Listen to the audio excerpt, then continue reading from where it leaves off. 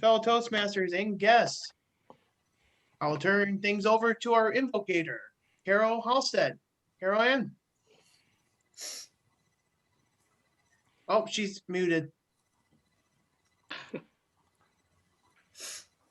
Good morning.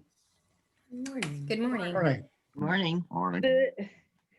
And this year, which has been rather dark, we have much shorter days. However, we are now into the season of Christmas and Hanukkah, also known as the Festival of Lights. And during this time, let us try to spread a little light. Although we can't visit people that may be lonely, let us remember to give them a call, drop them a card. And although with a mask, it's difficult to know if someone's smiling, let us always try to have smiling eyes when we're out among our fellow men, so that we can brighten this year. Mr. President. Thank you very much. Yeah. I'll ask that we mute our mics for the pledge.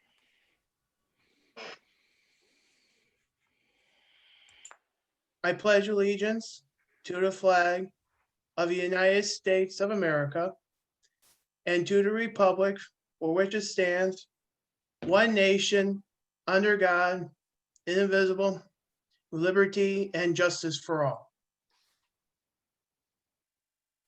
Good morning and happy Thursday, fellow Toastmasters. Good to see you all. I would like to welcome our guest, our Area 11 Director, John Belmo. Good morning, John. Welcome back. Are there any announcements this morning? Kate? Thank you, Mr. President. Next week is December 17th and our holiday party. Some of you have already shared with me what you will share that day. You have up to 2 minutes per person. If you would like some more, some folks aren't sharing anything. And we might do something a little different this year. I'll email you if that's the case. We're rolling into it probably Monday after my long weekend. So don't be concerned if you don't see an email until Monday. Thanks so much, Mr. President. Thank you very much, Kate. And Steve? Yes. This Saturday, the 12th, Margo and the Barker Lions are sponsoring a star show down at the Margin Manor Winery, starting about 6 o'clock because it will be dark. Now, the forecast is not real great for Saturday, so if it doesn't happen, the rain date will be the following Saturday, the 19th. It is bringing dessert to pass. Oh, is it? Okay. Yes. I'm bringing the scope. Does that count? Yes. Oh, okay. That's this Saturday, we hope. All right, perfect. Thank you very much, Steve. You see my scope in the background there. Yep. Eric? Yes, Tom. Yep. Just an update on the DECA program. We met yesterday at 1 o'clock for an hour and a half, and it was actually it was 45 minutes, and we had one speaker that finished at 6 minutes and 38 seconds. So they're getting much better, and the meetings are running really smooth now. It's pretty impressive how these kids are picking up under these difficult circumstances. So just wanted to update you. Very good. Thank you, Tom. And I see we have Larry? another. Yes, Larry. I just wanted to let everybody know too that the training session that was held on Tuesday night was the last training session for this calendar fall season, unless there is a need for another. But AM Lockport has had at least 4 members or of their leadership crew that have done that. So we did receive our point for the Distinguished Club. And I just wanted to let everyone know that their leadership had taken care of that. Beautiful. Yay. Thank you very much, Larry, for the update. And I see we have another guest, Ann Maurer. Ann, good morning. Good morning. We welcome you. How'd you find us? Thank you. I found you on the website and it was referred to by one of my girlfriends. So I'm glad to be here. Thank you. Good morning. Good morning. Thank you for joining us, and we hope you enjoy the meeting today. Thank you. You're welcome. All right. We'll leave more announcements at the end of the meeting, and I will turn things over to our Toastmaster of the day, Beth Banks. Good morning, fellow Toastmasters. This is my first time being Toastmaster, so try to be a little kind to me. I love that I see so much of my theme red out there. So we will go through our roles and I will call on people to explain what they're doing. Our first is Word Master, Stephen.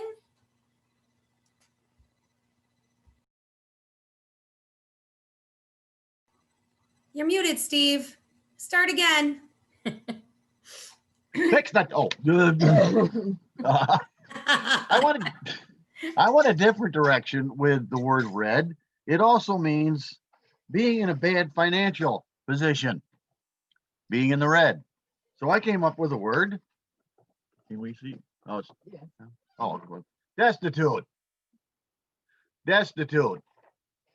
Without the basic necessities in life, or not having. I hope, and I will keep track of this, particularly during table topics and anybody else that happens to find a way to fit this in. Thank you. Thank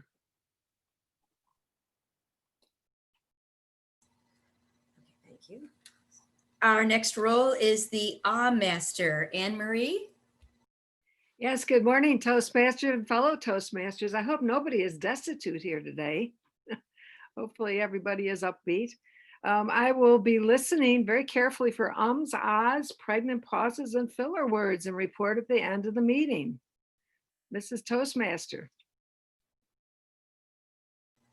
Thank you very much. Our next role is Grammarian, Jen Zapla.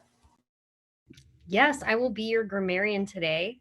And that means I will be listening for use of language, whether it be good or bad. And I will let you know what ways you did well and what ways you can improve at the end of the meeting. Thank you. Okay, thank you.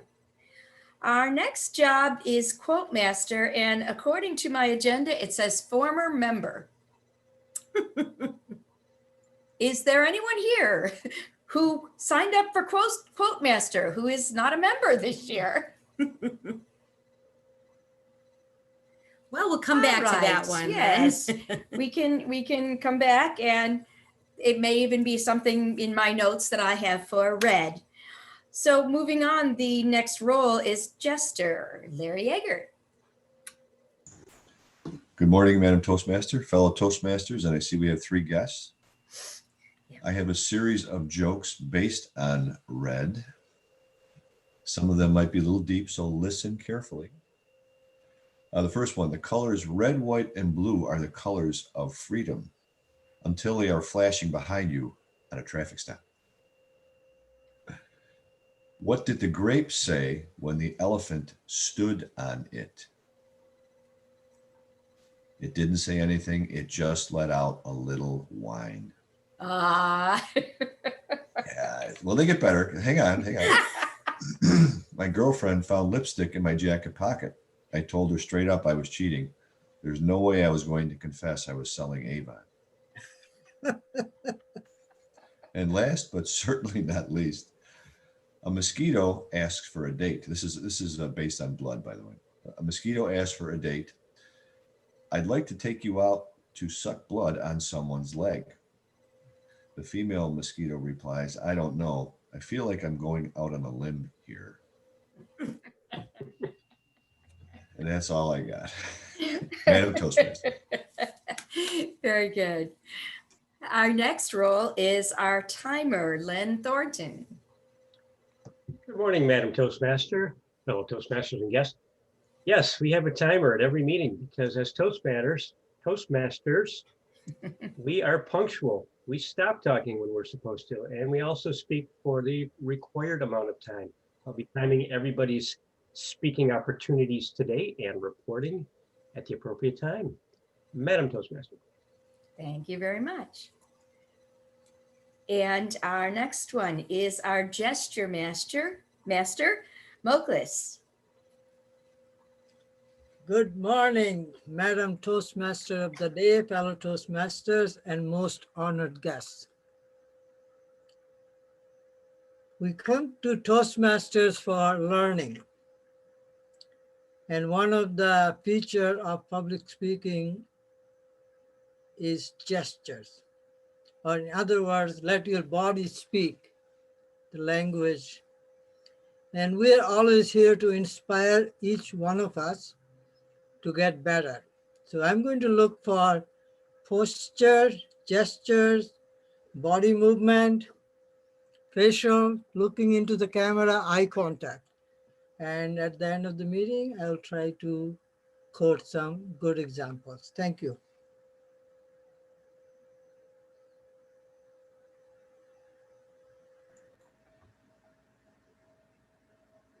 Say thank you. Thank you, Moklis. Our next role is our quiz master, Samir. The quiz master rounds out the evaluation portion of the meeting in an upbeat way, testing the audience's listening skills. The question and answer period will highlight interesting information that we've learned throughout the meeting, and everyone can exemplify their active listening by answering the questions correctly and not showing themselves destitute of the knowledge that they can gain in the meeting. Thank you, Madam Toastmaster. Thank you very much, Samir. Before I move on to a few other things, a little housekeeping. Thank you for joining us, Ali, who is a guest, I see. Hi, Thank you. how you guys doing? Welcome back. Very good. Thank you. And then Mark has offered to give a quote. Mark has offered to give us a quote. So we will go to Mark. Thank you. Thank you, Madam Toastmaster, fellow Toastmasters, and our guests. It's amazing how motivated you can be to find a quote just to get off the hook for table topics. So a short and sweet one, this one by Arnold Schwarzenegger. I like the color red because it's a fire, and I see myself as always being on fire. Madam Toastmaster. Very good. So you want to chat with her? She's good. Okay. All right. So we're moving on. Now, housekeeping would just be Thomas Heldwine as alternate speaker. Would you be prepared to give a speech? And interested, you can chat us, all right? We don't need an immediate answer. No. We just found out this morning, Thomas. It's not my fault this time. But we're happy to extend the table topics portion. Yes, we can do that. That's fine. All right. All right. General evaluator. And our general evaluator this morning is Marty Johnson. Marty, if you could unmute yourself and share your role. Can you hear us, Marty? Yes, good morning. Morning. I had a little trouble connecting. I got on a couple minutes late. But good morning, everyone, and especially our most welcome guests. As general evaluator this morning, my duty is to evaluate the Toastmaster of the meeting, Beth Banks, and the evaluators, and I will report back at the end of the meeting. Thank you. Okay, go ahead. Thank you, Marty. I have to admit, I chose red before really doing any research, and I did find a plethora of information about red, much of which I did not expect. There are many definitions.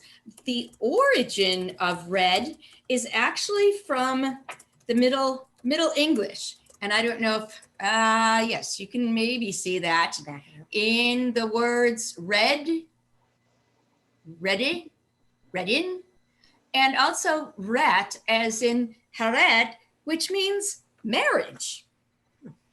Okay, that makes sense. I found it very interesting that a lot of the definitions of red were nouns. A lot of the definitions were adjectives. So you can look at red in different ways.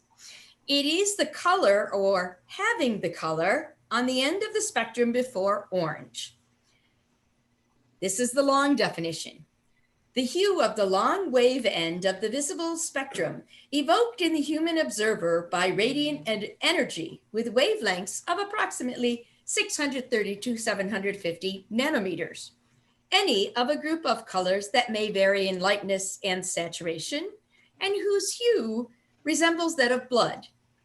One of the additive or light primaries, one of the psychological primary hues. It is a pigment or a dye. It is a color or having part of a color. It is having a ruddy, florid, or flushed complexion.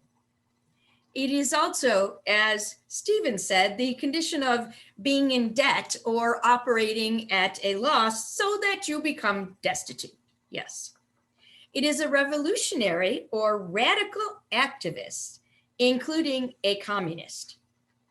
It is relating to or being in a red state. It is having a reddish or coppery skin color, possible Native American. Anything colored red, as in the red space on a roulette wheel, a red checker piece, or red clothing. It is also wine. It is a red capsule of secobarbital, which is a barbiturate. It's having red hair color. It's a Republican. It's bloodshot, sore, inflamed. There are also a number of organizations or groups. There is a red nonprofit that benefits research for AIDS. There is a red movie from 2010. And there is red is the leading manufacturer of professional digital cinema cameras. I think we will now go on to our table topics. Thank you. Okay, one quick thing, Thomas, then you will try to be a speaker today as our alternate, or you're declining, just to confirm. Did we lose him? He's always. He's unprepared. He might be, it might be just what he needs, he says. So what do we think there, Thomas? Is this a thumbs up? Thumbs up. Okay, Thomas will be a speaker. Thomas, I'll be your evaluator today. You'll be our third speaker. So Jackie, we could stay with 3 table topics. You good? I'm good. All right. And I'm happy to be here this morning to talk about things read and things to be read, because obviously that's a word you can go a lot of different places with. I'm hoping all of our speakers will remember to use the word destitute when I call on them and watch their timing. So this morning, one of the possible things you can do with read is having read a book. And sometimes we find our favorite author falls a little short, and you read the book and it's not quite up to par. So I think it would be great if we heard from our guest, David Jones, about what he's read recently. David. Thank you, Madam Table Topics Master. He's our newest member. He's a member. Oh, that's right. I forgot. My apologies, David. Welcome, member David. Thank you. From Charlotte's Queen City, along with my other Toastmaster, Ali Tobin. He's part of our group. I do not read nonfiction. Oh, good morning, fellow Toastmasters and guests. I don't read nonfiction. I only read business books, self-help books. I'd say the most recent book I read was Unleash Your Power by Tony Robbins. I pretty much have read all of his books, have been to seminars. It's just what I've been doing for 30 years, everyone from Zig Ziglar to Earl Nightingale. So anything that I can put good stuff in my head. One of Ali's favorite people is Les Brown, I believe. That's how he found out about Toastmasters, as did I. I found out about Toastmasters from Zig Ziglar, and Ali heard about him from Les Brown. So it's all these great motivational speakers that have been part of Toastmasters, and they promote it, and they're where they are and where we are. And in Tony's book, he talks a lot about your friends and your peer group, and you need to pick them wisely. And that's been a big part of my life this year, because they're the ones that raise you up. They're the ones that raise your standards. And I've always said in our club that I believe Toastmasters are like superheroes, because the biggest fear of people in the whole world basically is public speaking. And here we are doing it. We're doing the one biggest fear that everyone has. So I really admire us as a group, because we're doing superhero stuff. And I believe that the word is destitute, because if we keep becoming great Toastmasters, we'll become more and more successful, and we'll never be destitute. And that should be it. So thank you, Mr. Table Topics, Mrs. Table Topics Master. Thank you, David. And I apologize again for forgetting that you joined our club. Sometimes red is just a color, but I like the way Steve pointed out that it also can mean being in the red, and anyone who keeps the books of the household knows what that's like. Sometimes you're skirting on the edge of being in the red. So let's see if another actual guest would like to speak this morning. Ali Tobin, would you like to tell us a little bit about how you keep your household out of the red and make sure you're not destitute? Ali. Thank you, Madam Toastmaster and fellow Toastmasters. It's a privilege to be here as a guest. I would say how I keep my house in the red is I keep everybody on their toes, meaning with the times that we're going through right now, it is a time where you see a lot of negativity and it's a lot of depression going on. And it's a lot of people looking at these times like in a negative way. But I feel like in the middle of this bad destitute time, that in the middle of the light, there is a light down the tunnel. And in the midst of adversity, there's something to be learned from this. So everybody in my household knows that every single day I remind them that 2020 is just a year, but 2021 will be a greater year of our life. If you just look at the positive and learn from what's happening right now, because if you just focus on the negative that's going on right now, you're just going to be negative. But if you can just see some little positivity and learn something from this, it can change your life. And then next thing you know, 2021, you can skyrocket and look at 2020 like it was just nothing. Thank you, Madam Toastmasters, and thank you, fellow Toastmasters. Thank you, Ali. I like your interpretation. So going back to books, sometimes you discover a new author that you haven't read before, and that gives you a chance to learn new things and enjoy a new storytelling method or a new point of view. I think it would be great to hear from Tom Moran this morning, since he missed out on his chance to give a speech. He might like to talk to us this morning about what he's read recently and what's been going on up north. Tom. Unmute. There you go. You know, the curious thing about that, when you're muted on my laptop, the speaker, the little icon of the speaker is colored red, which means that no one is going to hear you when you're speaking. So I find it interesting that you're talking about reading or things that you've read. I didn't really think it was going in that direction. I don't really read much these days.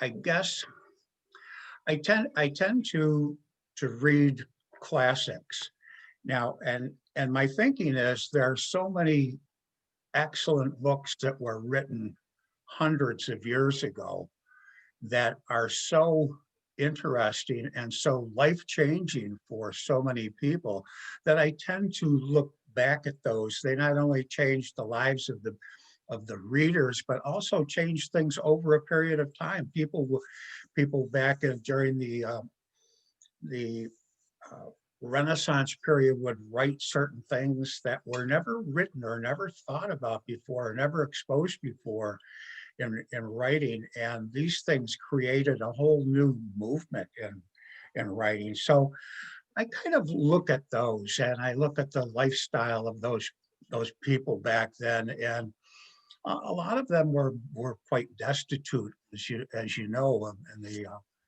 in those stories. So I kind of look at that as far as reading. When the subject of red came up in the table as the table topics, I was thinking, God, could it actually be that we're talking about the Red Sox? Because the Red Sox are a team up here in Boston, and they are talked about all the time, whether they're good or they're bad. They actually can do a half an hour show on the Red Sox losing to the Yankees 10-1. They can do a half an hour, and all they show is the Red Sox highlights, and they roll them over and over and over again. So that's one of the difficult things about living in an area where you've moved to recently, and you're not accustomed to their sports franchises. That I get all sorts of information on the Patriots, and it's an exciting time tonight because the Patriots play on Thursday night. So I was going a different direction with red, but I appreciate the question. Thank you, Madam Table Topics Master. Thank you, Tom. And now I think we would like to have a word master report. How is the word destitute doing this morning, Steve? The word destitute is doing very well. More importantly, all three of our table topics contestants used it. So they all qualify on that score. Thank you. Thank you. And now I'd like a report from our timer, Len Thornton. Madam Topic Master, David Jones spoke for 1:45. He qualified. Ali was a little bit short, 1 minute, and I feel a little bit responsible. I'm not sure I explained what our timing requirements are and how we indicate to the speakers, our system of the colors and so on. But Ali only spoke for 1 minute. He would not qualify. And Tom Moran got a little bit verbose. He spoke for 2:41. He was a little bit long. So if we're going by the rules, David Jones is our only. Did you give that 21 seconds to Ali, maybe?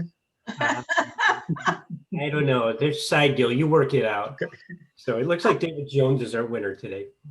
I was going to suggest that we give Ali time, because according to Toastmasters, 1 minute is the actual time frame. So we could say that Ali qualifies as well. But okay, so Larry Tom Moran, you're done. Larry can. Madam Toastmaster. For Ali and Yep. David. Just David and Ali are the two to vote for. And Yeah. please, Tom Moran was a little long-winded today. Madam Toastmaster of the day. I also have the rule of 30 seconds waiver. If you are less than 30 seconds. 15 for, it's 15 in our club. We're stricter, but we'll forgo it this time. Table topics is 15. 5 to 7 minutes means 4.5 minutes to 7.5. 1.5 to 2.5 minute table topic also means 1 minute to 3 minutes. I don't Table know. topics is 15-second buffer. 15-second buffer, Toastmasters yeah. rules. That's true. Yeah. Every Okay. club is different in different ways. We want to interject. We do have a fourth guest, Ali, or I'm sorry, Ali is already on. Julio, welcome back from Mexico City. And we'll invite you to speak back at the end if you'd like to share something. Okay. And moving along, I would like to now introduce Evaluator 1, Tracy, who will be introducing Ryan. Thank you, Madam. Thank you, Madam Toastmaster. I have to tell you, our next speaker, I don't know how to put the word destitute into this, but he is not destitute. He is well prepared for this speech. He gave me all of his objectives last night, and he is working out a pathways in an elective, writing a compelling blog. The purpose of his project is to convey his experience blogging, and he will be giving a short recap about his clandestine life as a blogger and its good and bad moments. Madam Madam Toastmaster, do you have his title? I do not. Okay, I do have his title, Ryan Flory, My Time on the Water. Ryan.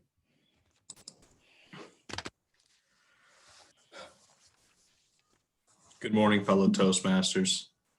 Thank you, Madam Evaluator, Madam Toastmaster. Blogs. It seems probably 2 decades ago, blogging became what we would consider mainstream. Blogging, for those that might not be familiar with it, is no different than a journal or perhaps an opinion piece in an editorial.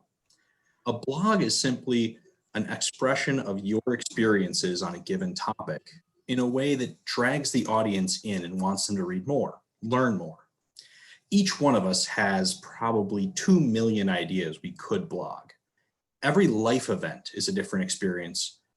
Every moment can be captured and written.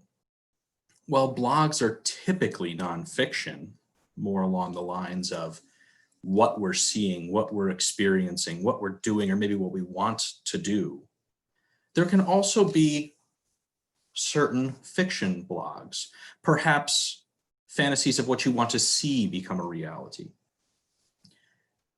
In my business, in my time, and in my travels, I've created a long and what seems like never-ending list of ideas. My mind is always running. But how do you put it on paper? What makes a successful blog that people want to read?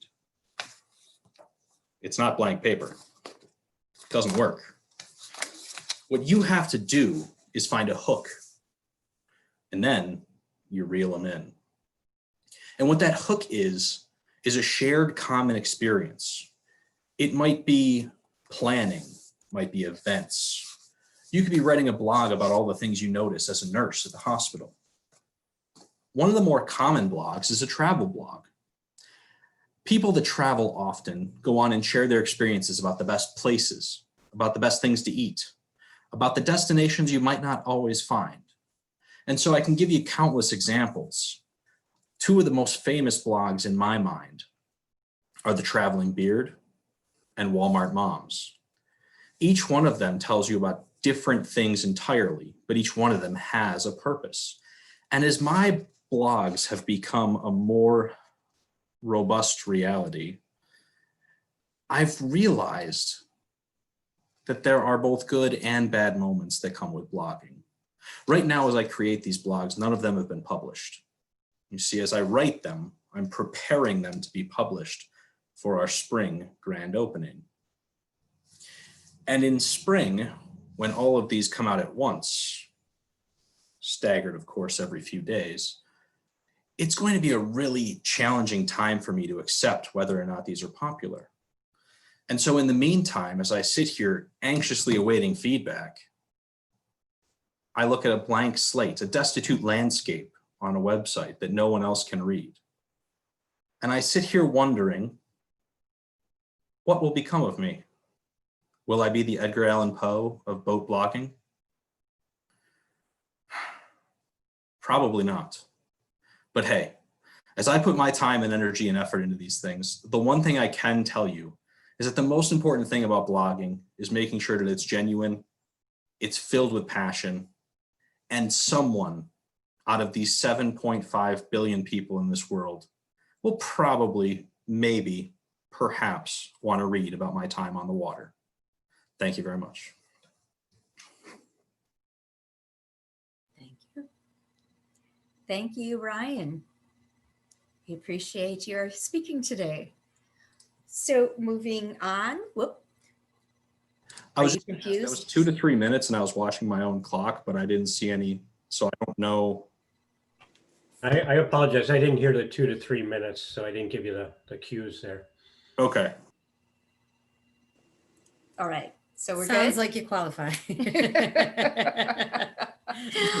Okay. And our Moving on, our evaluator 2 is Margo, who will introduce Nancy. Thank you, Margo. Good morning, everyone. And sorry, I'm a little confused. We went back and forth to Albany yesterday to see my parents. So I'm not quite sure. I know Nancy's doing something on mentoring. I got that in the email from Beth. I'm not sure which path she's in, but I have done the mentoring speech before. So I'm looking to see what kind of a twist Nancy puts on it. And I believe the time is 5 to 7. So Beth, I'll turn it back over to you to introduce Nancy. Thank you very much.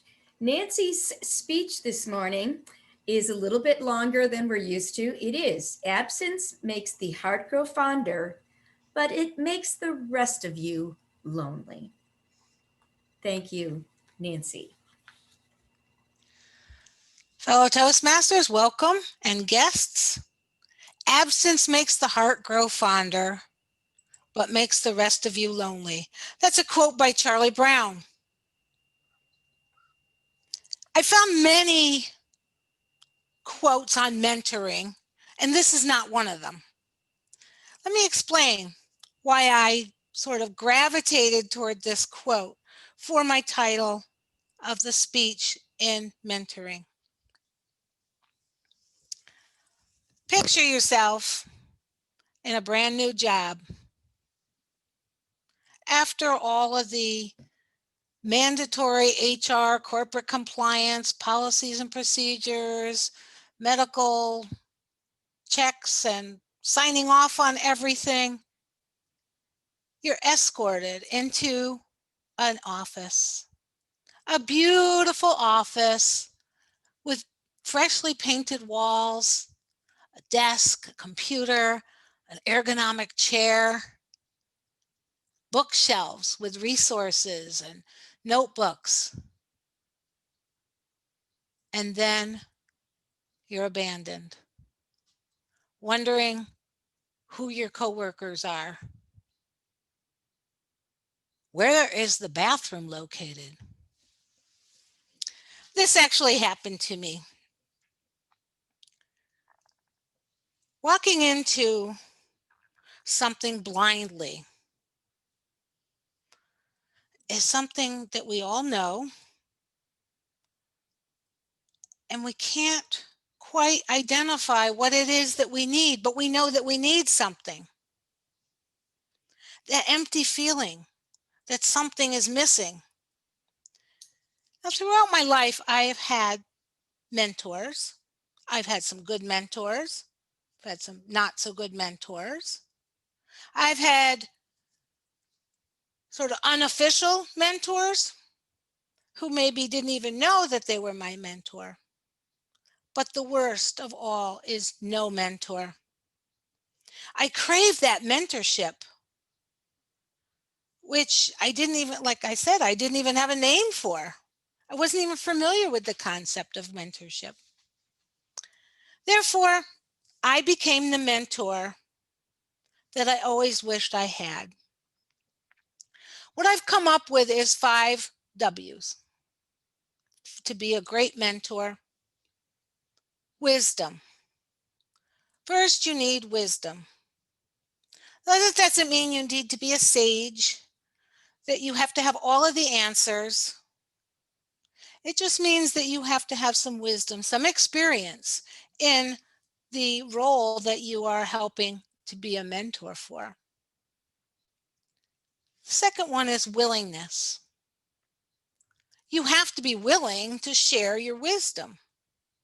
Some people like to keep it all wrapped up and keep it to themselves. And if you're willing to share your wisdom with someone else, then you might be a great mentor. Willingness to invest your time. When you become a mentor, it doesn't mean, here, I'll give you 5 minutes and a cup of coffee and we're done. It means an investment. Mentoring is a willingness to listen and to learn together, remembering that your mentee has wisdom as well. They are perfectly capable. Part of your role as a mentor is to help them to unfold that, to find it, to blossom.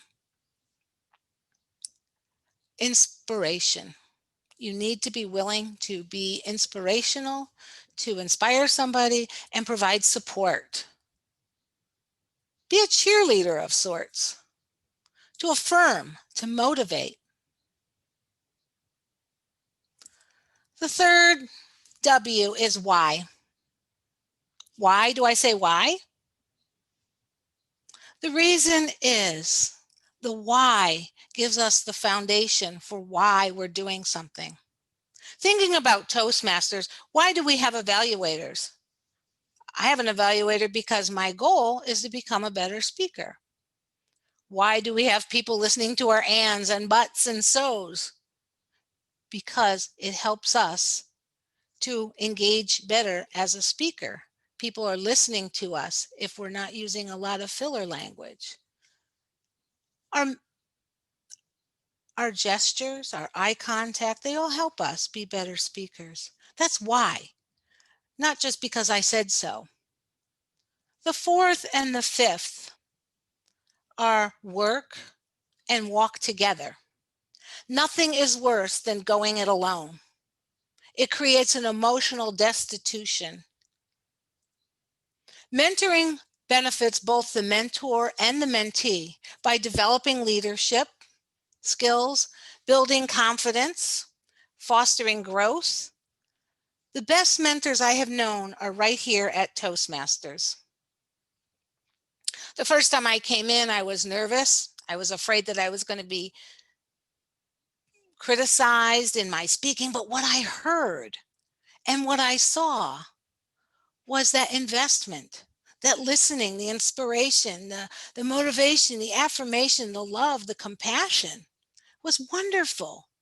Toastmasters is a perfect atmosphere for building self-confidence. We learn by doing, but we are surrounded by people who have done things before us and are willing to share their experiences. There's laughter, there's support, there's hope, and there's genuine caring. In closing, I will share a quote, a mentoring quote. I encourage all of you to seek out teachers and mentors that challenge you to think for yourself and guide you to find your own voice. Quote from Renee Olmsted, Madam Toastmaster.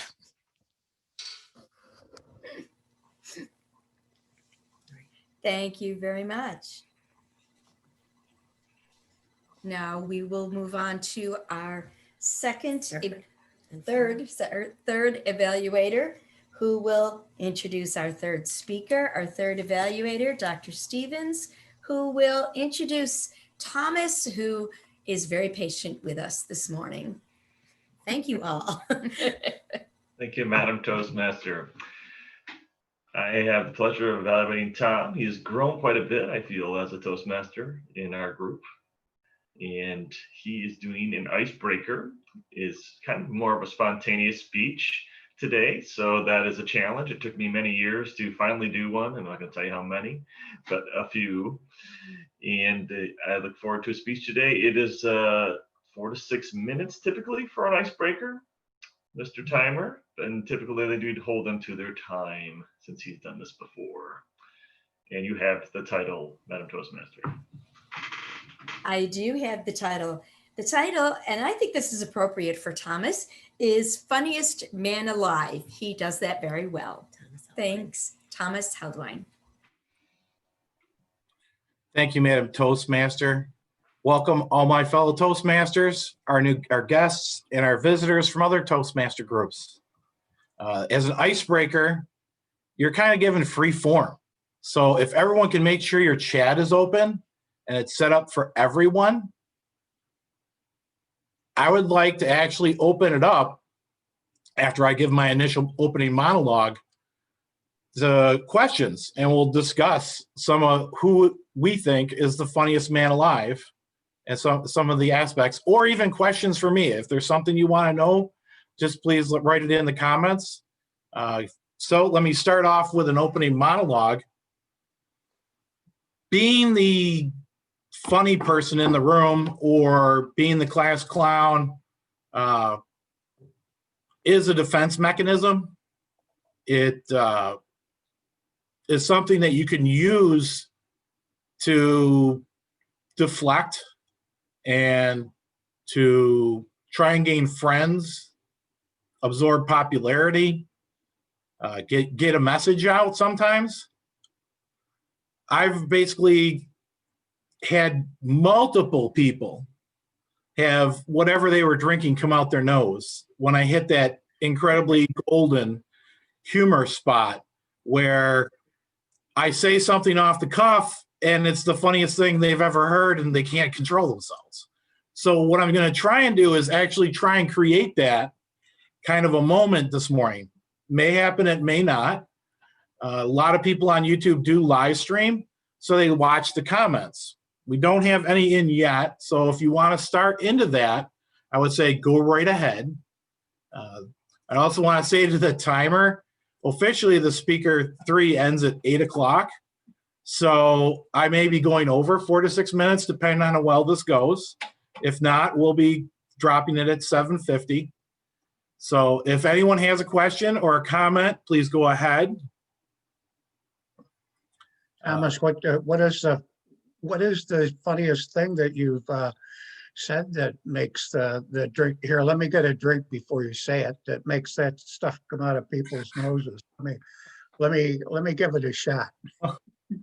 Normally, it's while we're having a conversation, and I'll be trying to be funny. I'll be in that mode, and it just comes off the cuff, out of nowhere. One of the funniest ones, that was what I call a joke grenade, it takes a while, was my family was discussing doctors, and then the women started talking about their doctors, their special doctors. And they were trying to remember a name. And I was like, wait, no, I remember. He had like a crazy first name, Seymour. And they're like, we don't remember his first name. What was his last name? And I'm like sitting there, and then I said, I know what it was. It was Muff. And there's the joke. Give it a couple seconds. Give it more seconds. Everyone will get it eventually. And it took a good 3, same thing happened. 2 or 3 people laughed, and then more people laughed and more people laughed. Okay. And I think that that kind of a thing is just unforgettable, and people are like, where the hell does that come from? And it's just like, I don't know. It just comes out of nowhere. Yeah. We have some comments. Got trouble in school. Yes, I got detention multiple times in school for clowning around. Usually it was sticking pretzels up my nose, shooting spit wads or paper airplanes. Also humorous things that I was doing. They had the class laughing like I had a pair of sweatpants, so I purposely untied the band. And as I walked up to the front, I purposely let them fall to the ground, knowing I had like Christmas boxers on, and everyone would see Santa Claus and Rudolph and stuff. And yeah, that definitely happened. Who is Jack Benny? Dave. Jack Benny's not alive, I don't think. Funniest man alive. Trying to limit the subject. Tom, do you have to hold yourself back sometimes? Like you have a line you want to deliver, but you don't know whether it's appropriate or not? You have to judge the audience. Normally that's a progression. You start off with something, and for example, my first joke, for answering your first question, there was laughter, which means it resonated, but there are only like 1 or 2 people that shook their head no. So me looking off to the side like this is me monitoring my audience on my very large screen, trying to watch everyone's reaction. So you can play off the audience and know that you've moved too far to the right or too far left or gone too serious. You can be decimated and or fail on stage if you don't have enough edgy material. So or you come out too edgy. So it is a balancing act. I'm going to keep going. Okay, no, you can't go till 8 o'clock. You're right. I can't tell jokes. Who's funny? Steve Harvey or Dave Chappelle? I'm going to say Dave Chappelle by far, because Steve Harvey is exactly what I was just talking about, being refrained. There are subjects and things that he won't even get into. Some of his comedy on when he was hosting Family Feud was a little bit edgy, but that's because the questions were edgy. Normally asking about your spouse doing something in the bedroom or something crazy. So he was allowed to be a little edgy, but for the most part, he doesn't go that way. While Dave Chappelle, I just remember all of his hilarious, like he played a drug addict. That's like one of the funniest character I ever thought he did was the drug addict guy, where he'd go on not Survivor, the TV show with Fear Factor. And he was the drug addict guy, and he was just laying in worms and eating them and stuff. Everyone else was like, I can't lay in the worms, and he's just going crazy. That was hilarious. Dave Chappelle, I would say, is funny. Robin Williams is not alive, so he's not the funniest man alive, but he was good. And I will say that one of the things that Robin Williams really taught me was most comedians who are able to connect with an audience can do so through actual acting. There are many movies where Robin Williams is not funny at all. He's playing a serious actor, and he does a really good job. And I started watching for that. Eddie Murphy plays a donkey. Yeah, he's a little funny, but most of these comedians can play serious roles. The balancing act. Do I need a laugh track? I don't believe in laugh tracks. I don't. They make unfunny comedians seem funny. When the COVID started and these late night talk show hosts started giving their monologues without a laugh track, you could tell how unfunny they were. It's like watching an NFL game without hearing the cheering fans. They've added that to the background of the football games now. When there's a touchdown or something, there's just random cheering fans, and you look at the stadium and it's completely empty. Now, how in the world they get away with that? I don't know. I'm going to wrap it up, but Tim Allen, good guy, funny. I'm going to wrap it up and leave it at that. Thank you for asking your questions. I hope that was good. Madam Toastmaster, I'm going to hand it back over to you. Thank you, Thomas. And I'll take a few minutes now to talk a little bit more about red. Colors were so powerful in traditional cultures that red objects even were believed to convey health just through their color alone. Spiritually, red is power, energy, vitality, dominance, action, assertion, creation, survival, and passion. It is said when something red appears in your life, it means you are ready to take action on a new goal or project you have been putting off. There are actually physical effects from the color red. We're gonna pause. I forgot. We have to vote and check on the time actually first.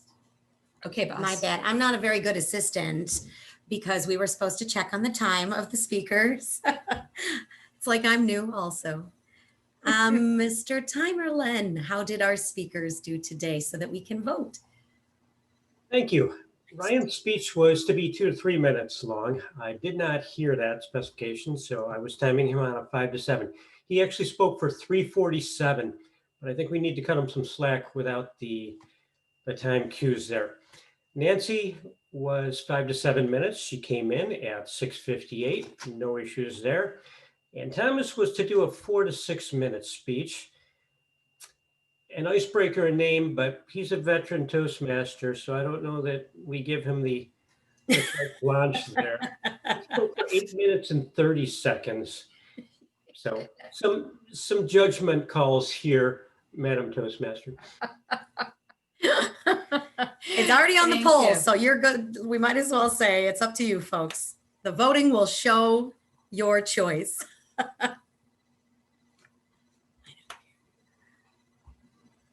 Okay. All right.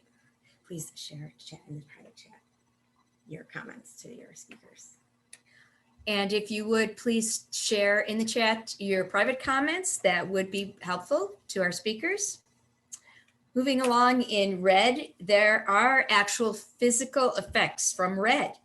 Red speeds up your heart rate, blood flow, and temperature. Red stimulates our senses of smell and taste, making us more sensitive to our environment. It also stimulates the adrenal gland, making us more prone to take action, have energy. The color red is an appetite stimulant. So apparently if we want to go on a diet, we shouldn't be wearing red, I would say. In spite of all the good things, red is the universal symbol for stop. Don't go there. So it seems to have positive, negative, the yin yang of things. There are positive, it's vitality, it's the life-giving power of blood. Think the American Red Cross. We give red roses when we're in love. If you wear red, it's supposed to help you feel confident and ready to take on the world. There are some interesting little tidbits about red. Supposedly, it's the first color babies can see. It's the first color to vanish as the sun sets. It is the least common color of sea glass because apparently a red glass is expensive to produce. Only 1% to 2% of the world's population has red hair. They tend to have less hair, but this is a good thing for redheads. Their hair is more resistant to turning gray with age. So they will stay redhead longer. That's what they say. And I believe we can, there is one thing I wanted to share screen. Yeah. Okay. She's telling me how to do things, but she didn't actually do her job here. These are a lot of the companies that use the color red. So obviously red is quite an important, potent color.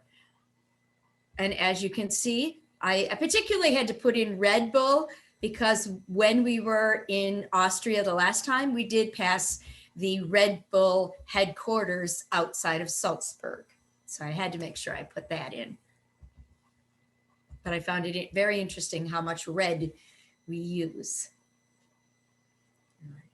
And now I will turn it over to our, well, evaluators. Yep, introduce the first evaluator. The first evaluator, Tracy. Thank you, Madam Toastmaster.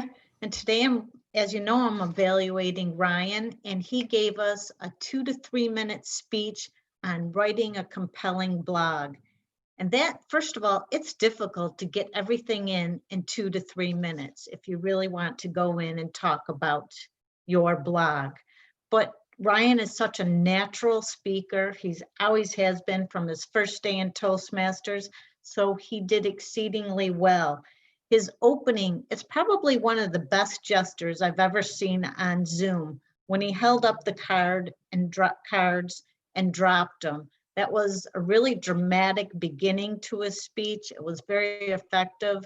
And all of a sudden, we all paid attention. What's Ryan going to talk about now? So he did a really good job with his gestures. He managed to use the word of the day, which is very difficult in all situations also, but he did it. And he, as I said, he was just very competent in his speech.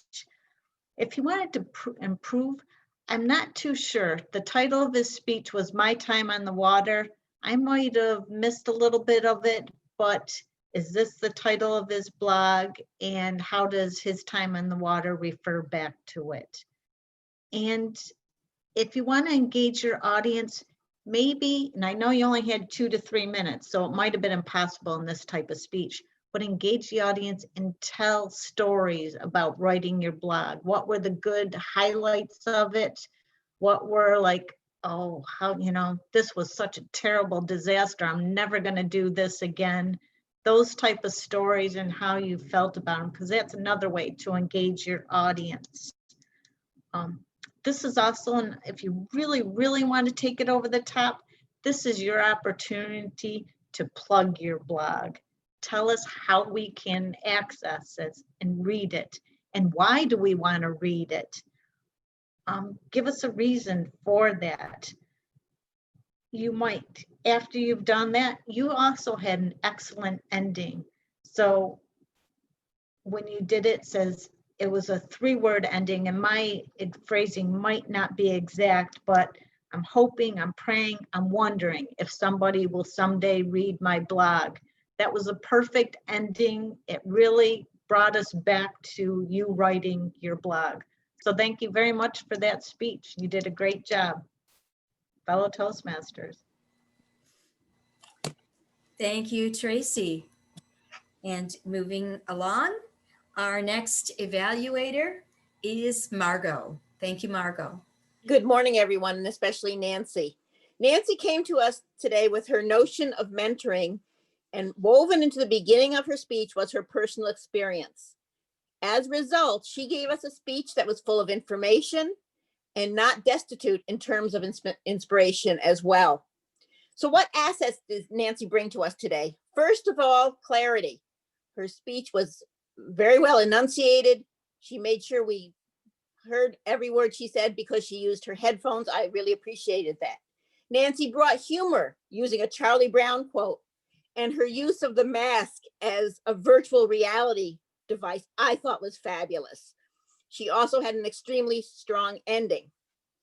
Nancy brought us a notable concept, the 5 W's, and went into each one in detail to make sure we understood everything that she saw in mentoring and every way we could help. Wisdom, willingness, why, work, and walk together.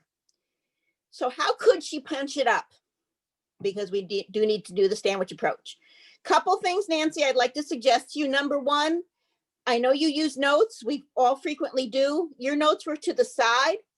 Unfortunately, with Zoom, you have to know where your camera is and talk to the camera. My problem is I'm trying to make eye contact with everybody I see on my screen, and I know I'm not doing it because I'm not looking at the camera, but I'm trying to get feedback that way. So you might want to figure out how you can arrange your notes. The other thing I would suggest in the speech itself is to list the 5 W's right up front. Tell us what they are and then describe them. That repetition is an absolutely wonderful tool for us to learn. And when you used your examples for each one, I really got the concept much more. So that would be the other thing. Nancy, you bring a lot to the table here at Toastmasters, and I envy anyone who you would mentor and you would help to grow. So for the newer members among us, you know, you probably are wondering, what the heck did I do? The notion, the assets, the notable concept, could punch it up, and you bring so much. Put it all together. That spells Nancy. Thank you so much for an inspirational speech this morning, Madam Toastmaster. Thank you very much, Margo. And our third evaluator for this morning is Dr. Stevens. Thank you, Madam Toastmaster. It's my pleasure to evaluate Tom today. His speech definitely was not destitute of spontaneity. He stepped up today as a spontaneous speech. He categorized his speech as an icebreaker. He set the stage. That is important to do, certainly, in the speech right away. Often speakers will start into a speech and the audience will be listening and trying to figure out what is going on. And sometimes they figure it out and sometimes they don't. So it's important to kind of tell the purpose. So he did that right away. So I like that. It was an interactive speech. I find definitely as a teacher in doing presentations professionally, it's good to have interaction with the audience. That keeps them awake, especially when you got boring topics. Try to make it fun. So that's what he was trying to do today. Improv, extremely tough. So I appreciate the fact that you took on that challenge, Tom. It is actually double challenging because you have a spontaneous speech and you're doing improv at the same time. So kudos to you for that.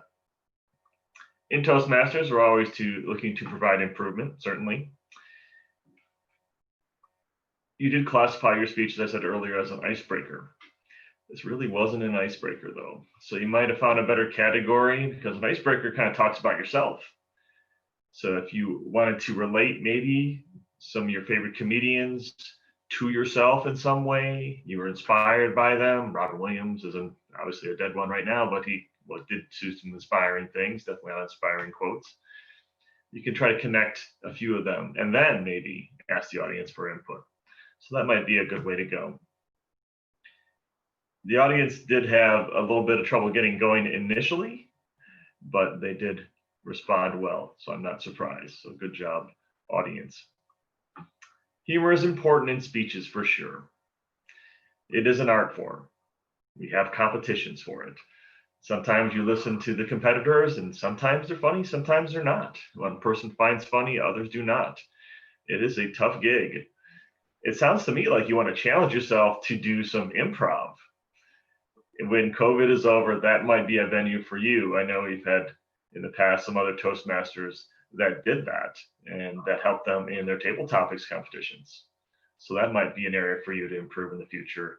I don't know if they really have them online, but that could be something that you could challenge yourself with. So I encourage you to do that. Thank you very much, Madam Toastmaster and Tom.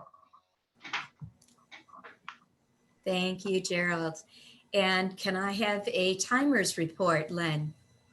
You may indeed, Madam Toastmaster. I'm pleased to report that all three of our evaluator contestants this morning qualified. Tracy at 2:39, Margo at 2:14, and Gerald at 2:45. Thank you very much. Larry will put up the voting. And Larry, yes, has put up the voting already. While you are voting, I want you to think about how the color red is used in our language, both positive and negative. We give people the red carpet treatment. You're caught red-handed. You're red in the face. You're seeing red. Red flag, warning, not worth a red cent. Red tape. We have a lot of that. Think of the story you probably had to read in high school, The Scarlet Letter by Nathaniel Hawthorne. And to finish up, I want to give a toast. Let us hope that we all have a red letter day. Fellow Toastmasters. I'll introduce our general evaluator. And now for our general evaluator, Marty Johnson. Thank you very much, Beth. Madam Toastmaster, fellow Toastmasters, and most welcome guest. What a wonderful meeting. Meeting started on time. Moving on to my evaluation of the Toastmaster, Beth Banks. She took care of some housekeeping right away, which is vitally important for a smooth meeting, and a smooth meeting it was. I see we have a number of members dressed in red, so you definitely got your message across. I liked on the agenda the colors red, the color of red, and I applaud whoever was involved with that. It's very eye-catching, very makes you want to attend the meeting with the agenda in advance. The past year or so, someone's been doing some wonderful, wonderful deeds and keeping that updated with the theme ahead of time. That was very eye-catching to me. I liked how you explained the theme right away. You told us about some history, and then you interspersed throughout the meeting. We were definitely not destitute of any information or filler with the theme. So you did a wonderful job with that. And I thought it was interesting. The most interesting thing, Beth, about the color red is that you said, you researched and it said it was the first color that babies were to see. And I never knew that. I think that's very interesting. Someday I'll have to ask my great nephew what the first color he saw. He's the latest in the family. So I'll have to ask him and see what he says. You dressed in red. You fit the bill for the day. Beautiful. And I liked how you had the toast for the meeting. you raise the glass. Just a couple things to improve for next time. I think you did a wonderful job, I must say, as Toastmaster. I think this is your first time or your second time. I think excellent job. I would like to see not only Beth, but all our other Toastmasters try to get some background information for the speakers. I think that we not necessarily do a disservice to the speakers, but I think we do a better service to the speakers if we had some background information. Perhaps why this speaker, why this speech, something to lead into the content, not necessarily, outlining the speech, but just something to lead into it. And there's information online you could check out, and not necessarily Beth, but all our Toastmasters. I think that really adds to the impact of the speech, and it sets the speaker up for success. The only other thing I noticed, we didn't have all the titles for the speeches. And the other thing I would like to say is I would also like to see all of our Toastmasters have in advance of the meeting the speaker's title. I think it's sort of awkward. I've done it myself, but I think it's something we can all strive to improve on, is to have the speaker's title before, instead of asking. And I'm not getting on your back about this, Beth. I just think it's sort of clumsy, I think, during the meeting. And I think it's something we can all improve on, myself included, to have the speaker's title ahead of time. Overall, you did a wonderful job, Beth, as Toastmaster today. Moving into our evaluators, for the benefit of our guest, you may have heard someone say sandwich approach, and you're thinking Toastmasters, and you're thinking, are we toasting? Are we drinking? Are we making sandwiches? No, what's the sandwich approach is, if you picture a sandwich in layers, there's layers of bread. The one layer of bread is you're pointing out some positive things for the speaker. The second part is the meat, the constructive critique, the things that you liked about the constructive critique, something that they can take away and try to improve on for next speech. And the next layer of the sandwich would definitely be something to motivate the speaker to come back and want to speak again, encouraging words. And I feel that all of our evaluators, Tracy, Margo, and Gerald, definitely did that. And they not only gave something, a suggestion, they explained the suggestion. So it's a show and tell, or a tell and tell, if you will, and explain how they can improve for next time.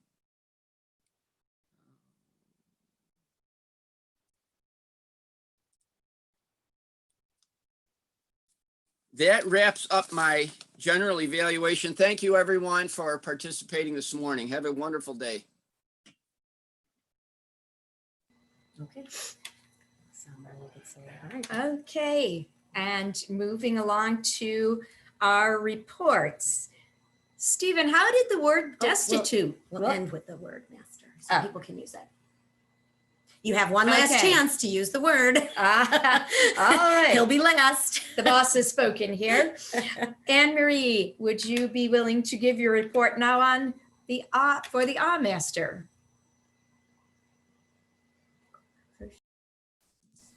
Is Anne Marie there? She's on mute. Anne Marie, unmute yourself.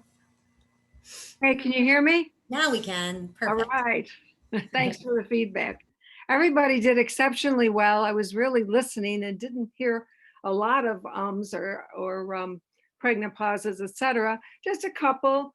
Tom Moran had one and three kind ofs, which I think is a filler word. Tracy had two ums. And Thomas, because it was impromptu, I don't know, and I know I just said an You had two so's, but you had more than 10 ums. Nancy had some very creative, effective pauses, and I've never really understood what a pregnant pause is. I think we say pregnant pause is negative. Is that correct? I don't know if they were pregnant or not, but they were very effective. And I love the the topic of mentoring. So that's my report. Thank you, Madam Toastmasters.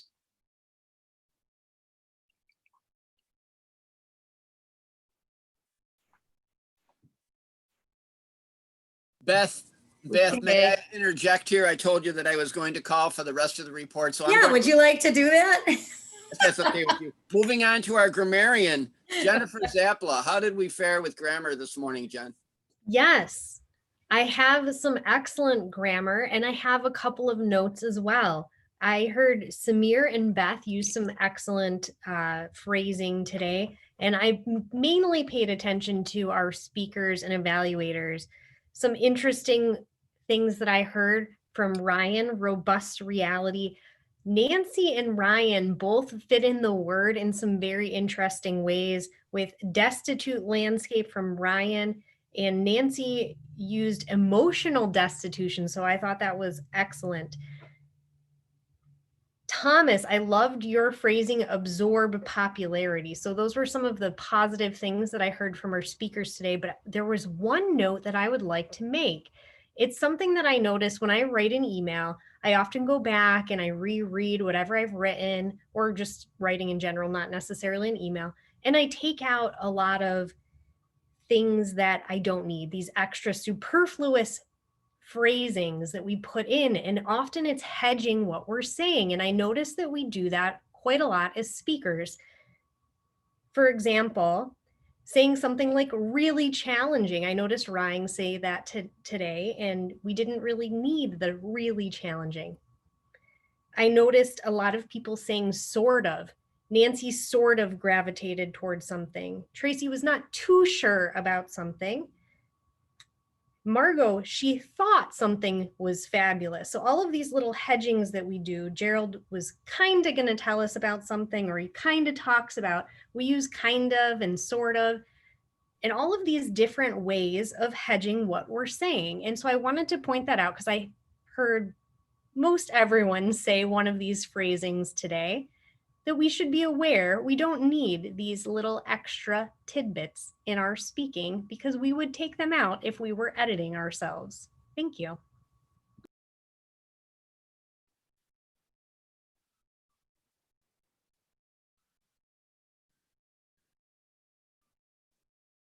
Marty, back to you. Thank you, Jen.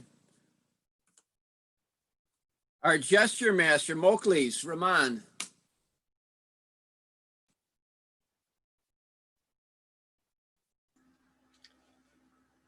Mr. General Evaluator, fellow Toastmasters, and most welcome guests, and of course, all the participants of this club.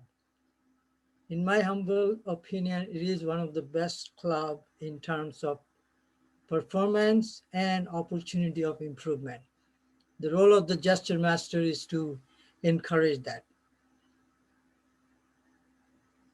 I believe everyone did an excellent job. I can't say enough. Started with the Toastmaster, club president. In my overall observation, because of the Zoom, we can only use the hand gestures, more the facial. I think Tracy would be a good example of facial because she really has the camera and contains a lot of the information through her expression. A lot of good eye contact. And I have to give kudos to Nancy. Nancy was the best. She really captured overall concept of gestures. I think she did an excellent job. Dave Jones and tabletop speakers, our reports, everybody used hand gesture. What I missed is Tom Moran did not take his glasses off today. And I was hoping he would do it. So we were not destitute of gestures today. Excellent, excellent job. Kudos to everyone. Thank you.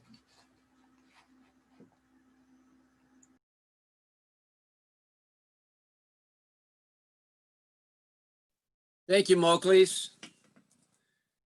Moving on to our quiz master, Samir Rahman. Give us a quiz. We're ready. It was an excellent meeting today. So here is your quiz. Why did David Jones say Toastmasters are superheroes?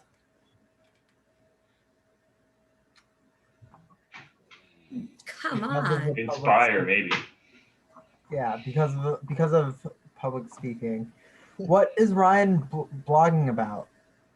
Voting. Water. Travel. On the water. Voting. On the water. When Nancy was speaking, what W quality of a mentor helps the mentee with their understanding? It was second in her list. Why? Willingness. Willingness. Willingness. Close. It was wisdom. Wisdom was first. Oh, I thought it was second. I failed my own quiz. Good job, kid. Too difficult for even myself. And Thomas, what doesn't Thomas believe in terms of comedy? Laugh track. That's Right. correct. Thank you, everyone. Back to you, Marty. Thank you, Samir. And last but not least, our word master, Steve Smith. Thank you, Mr. General Evaluator. I was happy to see the word was used and spread throughout the whole meeting. A number of people used it. Anne Marie, Beth Banks, Jackie Kenney, Tracy Farrell, Nancy Faery, Ryan Floor, Margo, Dr. Gerald, Marty Johnson, and Jen Zappa. Oh, good job. Where's my, there it is. Good job today.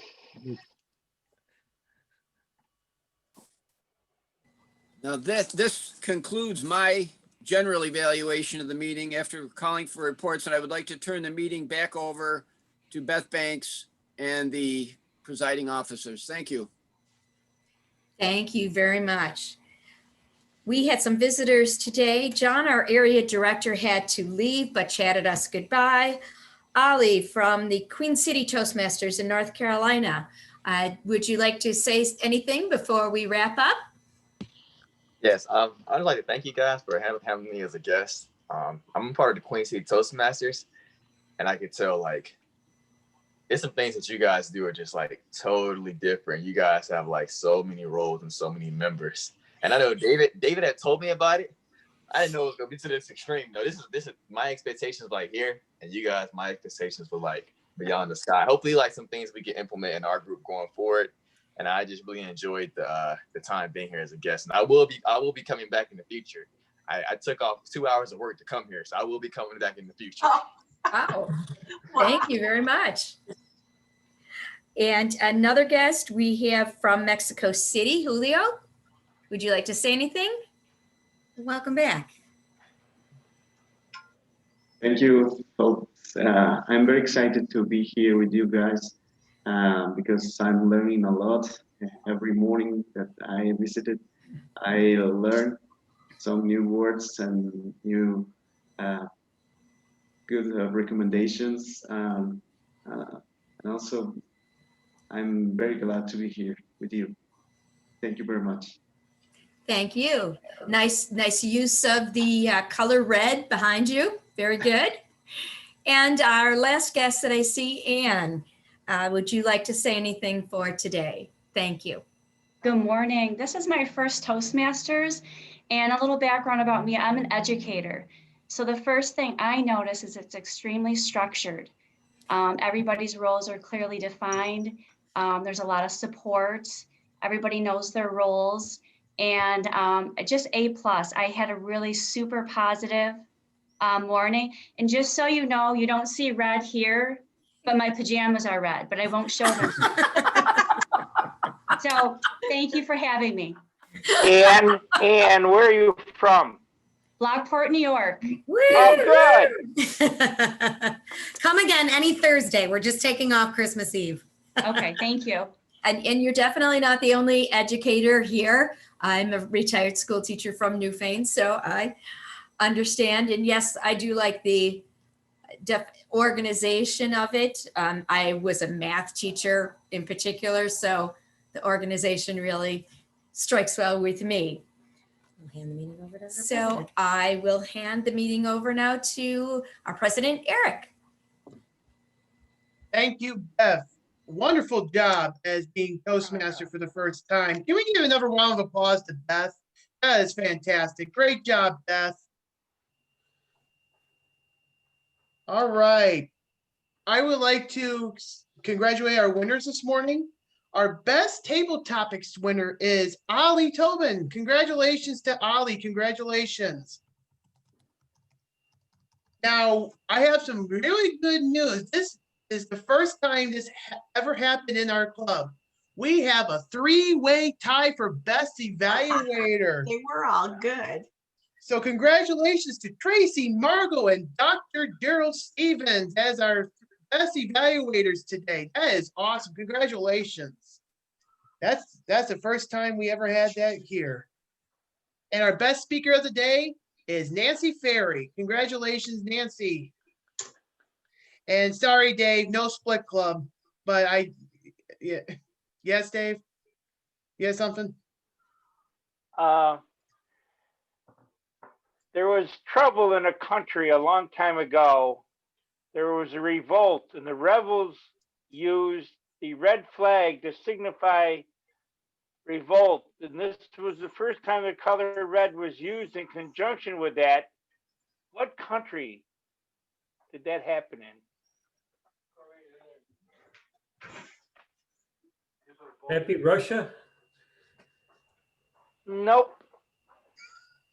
United States. Nope. France? Nope. Can you just It spell was it? Bella Italia, Italy. No, I was going to say that, Bella Italia, yeah. It was on the tip of my tongue. Irish. Yep, mine too. All right. Okay. Are there any final announcements before I adjourn the meeting today? Yes, Eric.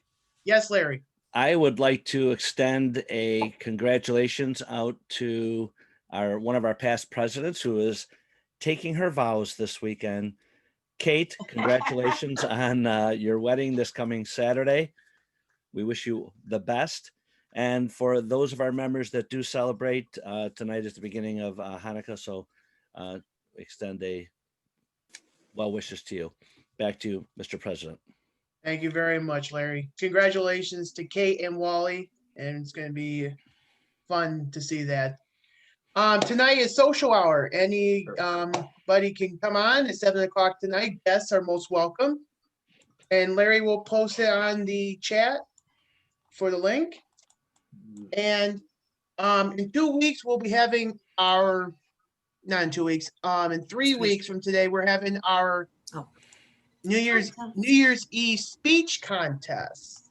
And we will have more information as we get closer to that date. I did email everyone that about a month ago with the calendar for December, but I'll send that out again next week. And so if you're thinking about doing a speech for a contest, December 31st would be a great What contest? What contest is it? It was in the email. Does anyone else recall? Yes, it was. But next week, on your honeymoon, you're going to send it out during your honeymoon? I did a pre-honeymoon. We went to Vermont. It was Okay. It was a road trip. It's passed. I'm not doing it Monday right away, but we'll see. All right. Well, like I said, we'll post it to 2021 after the speech contest. So we hope you guys come on and join the fun. All right. Thank If you. there's any other announcements, I'll adjourn the meeting. Happy Thursday, everybody. Stick around for post toasties. Have a good weekend. Thank you so much. Thanks. Thank you. Oh, Margo just put in the chat. Oh, the story of Hanukkah is on the winery Facebook page today. It will be. Oh, nice. That